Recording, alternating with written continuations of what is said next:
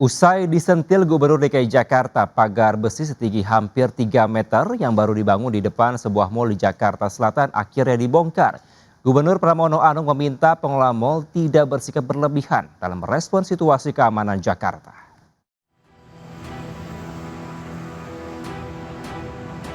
Ramai memicu spekulasi soal situasi keamanan Jakarta.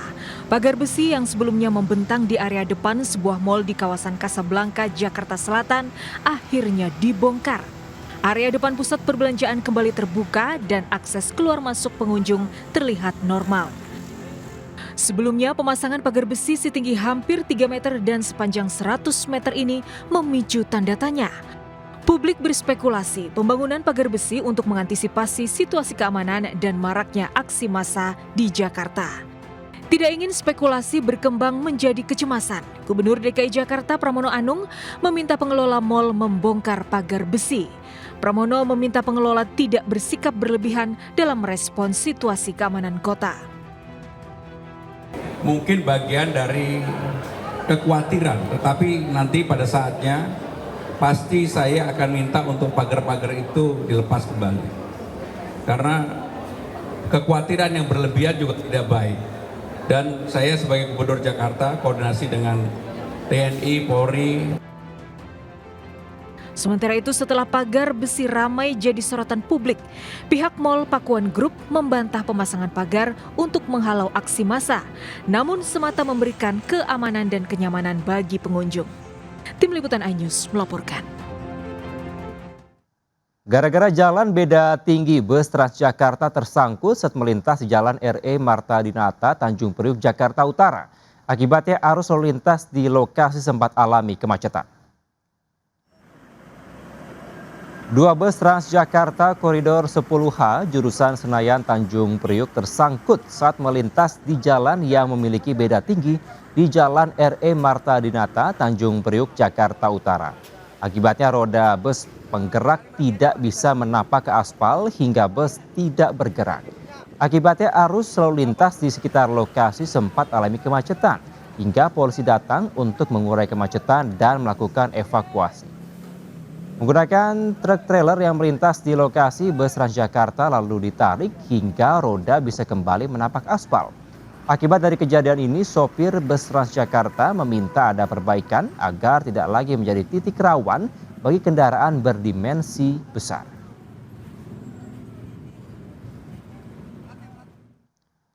Pemirsa, saat sedang memberikan tausiah tentang alam kubur, seorang ustaz tiba-tiba tersungkur dan meninggal dunia di Durensawit, Jakarta Timur.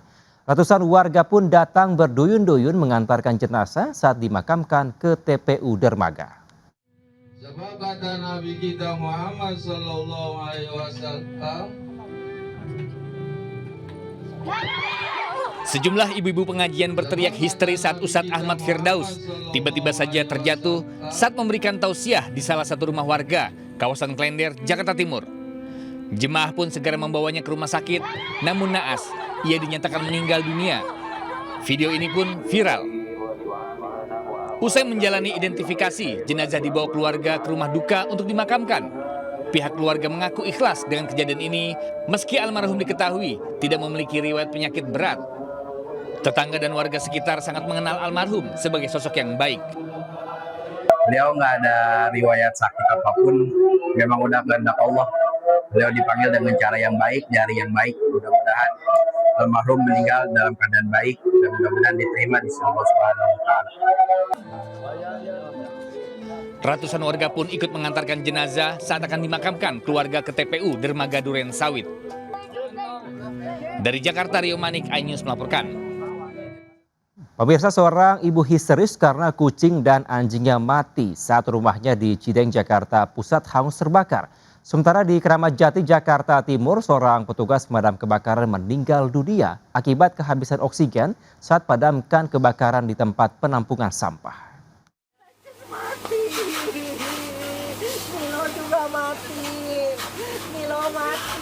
Seorang ibu pemilik rumah menangis histeris saat mengetahui rumah serta kucing dan anjing peliharaannya jadi korban kebakaran di Jalan Musi, Cideng Gambir, Jakarta Pusat. Banyaknya bahan mudah terbakar ditambah kondisi kekeringan serta terik matahari membuat amukan si jago merah kian menjadi. Hanya dalam kurun waktu sekitar setengah jam, api cepat melalap seluruh bagian bangunan beserta isinya. Korban mengaku kejadian begitu cepat saat ia tengah tertidur di kamar. Seketika mengetahui api membesar, ia hanya bisa menggendong seekor anjingnya untuk menyelamatkan diri. Namun, ia tak bisa membawa kedua hewan peliharaannya yang lain. Nggak tahu, saya masih tidur ini, saya masih pakai pakaian tidur sama pakai kolor, ya Allah Pak. Posisi saya di sini Pak, api datang dari sebelah kanan.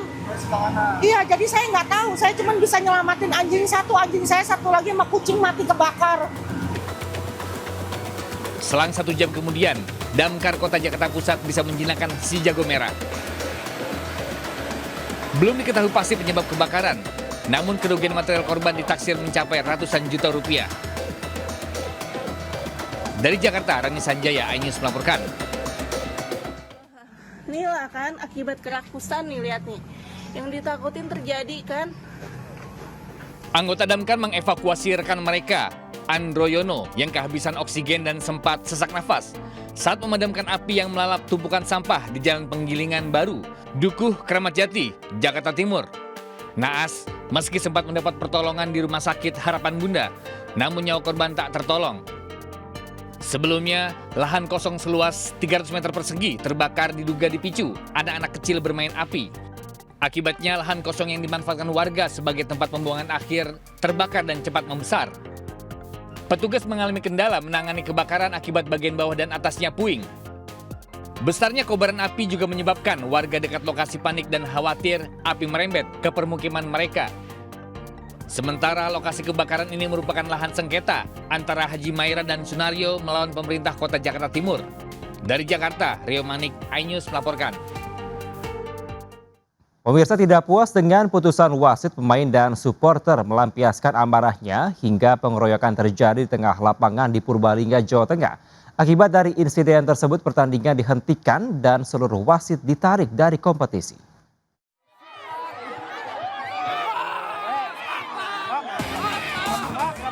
Puluhan orang dari pemain serta supporter merangsek ke lapangan menyasar wasit yang memimpin pertandingan tarkam di lapangan sepak bola Desa Wirasaba, Purbalingga. Aksi saling kejar ini dipicu kekecewaan keputusan wasit yang memimpin pertandingan karena dinilai berat sebelah. Meski sudah berusaha menyelamatkan diri, namun wasit tetap jadi sasaran emosi massa. Akibat insiden ini, pertandingan antara Andalas FC Kayu Ares melawan Gama Adi Pasir Rakit terpaksa dihentikan sementara. Akibat pengeroyokan, korban menderita luka-luka lebam di wajah dan tubuh dan harus dirawat ke rumah sakit. Buntut dari insiden ini, Otoritas Sepak Bola Lokal Asosiasi Kabupaten atau ASKAP PSSI Purbalingga menarik seluruh tugas perwasitan dari turnamen. Kini, kelanjutan turnamen terancam mandek, sementara proses hukum di Polsek Bukateja saat ini masih berjalan. Dari Purbalingga, Jawa Tengah, Catur Edi Purwanto, iNews melaporkan. Pemirsa, terpergok mencuri sayur, seorang wanita diikat pedagang di tiang listrik hingga babak belur dihakimi massa di Pasar Segiri, Samarinda, Kalimantan Timur. Pedagang emosi karena sering kehilangan barang dagangan hingga video rekamannya viral. Dan pemirsa, informasi tersebut sekaligus menutup jumpa kita di seputar iNews hari ini. Saya Kevin Pakan bersama tim yang bertugas pamit undur diri. Terima kasih, sampai jumpa.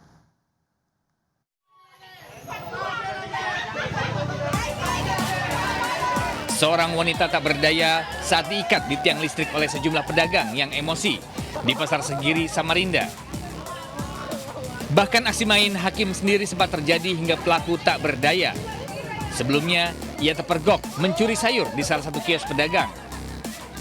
Menurut warga, pelaku berulang kali melakukan pencurian sehingga emosi pedagang memuncak saat ia tertangkap. Video aksi main hakim sendiri ini pun viral. Sementara warga tidak melaporkan kejadian ini ke polisi. Pelaku lalu diserahkan ke keluarga.